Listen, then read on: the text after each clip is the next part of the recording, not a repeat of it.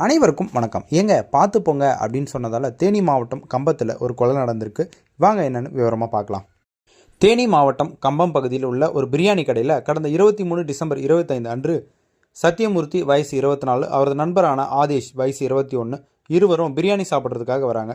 இந்த நிலையில் அதே பகுதியை சேர்ந்த சிபிசூர்யா வயசு 24, அவரது நண்பரான முகிலன் வயசு 25 இருவரும் அதே கடைக்கு பிரியாணி சாப்பிட வராங்க.